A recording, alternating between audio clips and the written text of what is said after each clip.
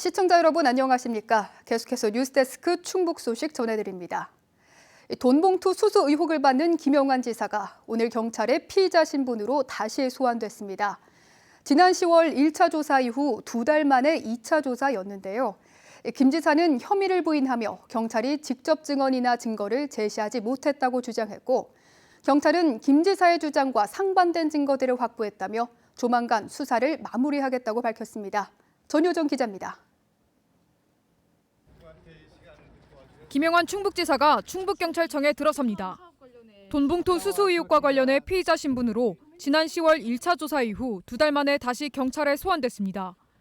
김 지사는 지난 4월과 6월 체육계 인사들로부터 1,100만 원을 국외 출장료비 명목으로 받아 청탁금지법을 위반하고 자신의 산막 수리 비용 2천만 원을 대납하게 한 혐의를 받고 있습니다. 경찰 조사에 앞서 김 지사는 혐의 자체를 부인했습니다. 지사님, 혐의에 대해서는 전면 아직 부인하고 계시는 입장이실까요? 혐의가 없는데 뭐 부인하고 자시고 할겠죠. 2차 소환 조사는 5시간여 만에 마무리됐습니다.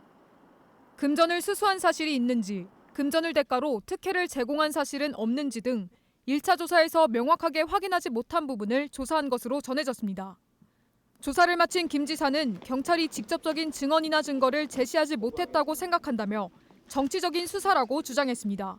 불법 증거에 관한 문제, 강압 수사의 문제, 이런 과정에서 나타난 먼지털이식 수사의 문제, 그런 것들이 얼마나 많은 사람들에게 고통을 주고. 이에 대해 경찰은 김 지사의 주장과 상반된 증거들을 어느 정도 확보했고, 대상자의 지위나 소속 정당과 관계없이 법과 원칙에 따라 엄정하게 수사를 진행하고 있다고 밝혔습니다. 경찰은 지금까지 확보한 진술과 자료를 토대로 조만간 수사를 마무리하고 구속영장 신청 여부를 검토할 계획입니다. MBC 뉴스 전유정입니다. 미성년 아들을 홀로 남겨둔 채 이사한 뒤 연락을 끊은 친모에게 징역형 집행유예가 선고됐습니다. 청주지법 형사 5단독은 아들을 홀로 남겨둔 채 가족들과 이사를 가 3일간 아들을 방임한 40대 여성에게 징역 10개월에 집행유예 2년을 선고했다고 밝혔습니다. 이 여성은 지난 3월 16살 아들에게 새 주소를 알리지 않고 이사한 뒤 연락을 끊고 기존 주거지의 집주인에게 아들을 집에서 내보내달라는 취지의 문자를 보내기도 했습니다. 재판부는 피고인은 아동을 유기하고 기본적인 보호와 양육, 치료와 교육을 소홀히 하는 방임 행위를 했다면서도 피해 아동 외에도 세 딸을 책임져야 했고 생활고에 시달린 것으로 보이는 점 등을 참작했다고 밝혔습니다. 어젯밤 8시 50분쯤 청주시 오창읍의 한 사료 제조 공장에서 불이 났습니다. 이 불로 공장동 2개 동과 집기류와 사료 등이 모두 타 소방서 추산 3억 4,800만 원의 재산 피해가 났습니다. 소방당국은 인력 115명과 장비 36대를 투입해 4시간 40여 분 만에 진화했습니다. 경찰과 소방당국은 정확한 화재 원인을 조사하고 있습니다. 인공지능, AI가 대세인 요즘 기술 선진국마다 경쟁적으로 확보하려는 게 바로 데이터 센터죠. 여기에 충북도 뛰어들었습니다. 국내 최초로 바이오에 특화해 오송에 만드는 것으로 당장 내년부터 정부 예산이 투입되는데요. 우리나라가 바이오 5대 강국으로 올라서는 핵심 거점이 될 전망입니다. 이병선 기자입니다. 신약 개발은 대표적인 고위험 고수익 사업으로 소수의 선진국이 장악한 분야입니다. 후보 물질 발굴부터 실험, 임상, 허가까지 보통 10년 이상의 장기간에 비용도 수조 원이 소요됩니다. 이 같은 신약 개발 시장에 인공지능은 게임 체인저로 등장했고 여기에 필수적인 게 AI 데이터 센터입니다. 초당 수천조의 연산으로 데이터를 처리해 신약 개발 소요 기간과 비용을 절반 이상 매우 획기적으로 줄일 수 있기 때문입니다.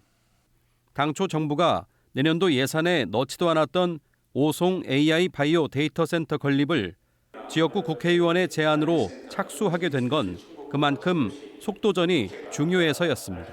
이제 AI 기술은 하루가 늦으면 10년이 뒤처지는 그런 결과가 되기 때문에 2년간의 공백이 우송 바이오의 경쟁력을 매우 약화시킬 것이라고 봤기 때문에 이번에 없는 정부 예산을 만들어서 내년에 사전 기획 용역을 시작으로 향후 5년간 400억 원이 투입되는데 국내에서 유일하게 바이오에 특화한 용도로 건립됩니다. 항체 의약품에 최적화한 AI 모델을 개발하고 초고성능 계산 처리와 데이터 활용을 지원해 기업과 연구기관들이 세계적인 경쟁력을 갖추는 거점으로 가동됩니다.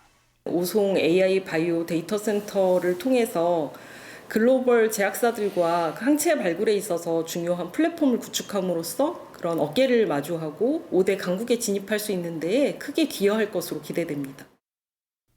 우주 항공, 양자역학 등 다른 첨단 분야의 후순위로 밀리는 게 아니라 독자적인 바이오 데이터 센터를 중심으로 개방형 협력 생태계까지 조성하게 되는 겁니다.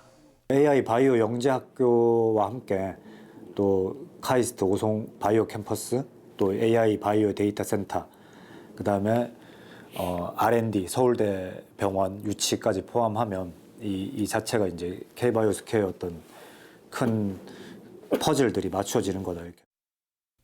신약 개발에 인공지능 AI를 접목하는 세계적인 열풍에 충북도 첫 발을 내딛게 됐습니다. MBC 뉴스 이병선입니다. 오는 30일부터 충북선과 중앙선의 철도 운행이 확대됩니다. 충북선 일반 열차 운행 횟수는 하루 22회에서 24회로 2회, 중앙선 고속열차 운행 횟수도 하루 18회에서 20회로 2회 늘어납니다. 특히 무궁화호만 운행되는 충북선에 코레일은 ITX 마음열차를 도입하고 단계적으로 무궁화호를 대체할 예정입니다. 충청북도는 코레일과 협력해 변경된 열차 운행 시간표와 예매 관련 정보를 도민들에게 빠르게 전달할 방침입니다. 뉴스 도중 자막이 매끄럽게 나가지 못했습니다. 이 점 시청자 여러분의 양해 부탁드립니다. 지금까지 충북 소식 전해드렸습니다. 고맙습니다.